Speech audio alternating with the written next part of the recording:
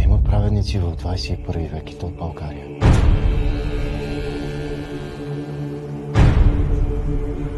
Сякаш Бог чува молитвата. Разказваха в семинарията една легенда за един учелник, който се подвизавал в Странджа почти от дете. Какъв ми точно му казвам мила дума? Син ти, Ева. Син. Това ли е бачовски монстър? Не може. Той няма паспорт. Не знае фамилното име. Това беше от другаровала. 3000 сърце. Този трябва да победи Бога. И кой е по-силен? Не се питай такива неща, мама. Няма проблем, ще му отговоря.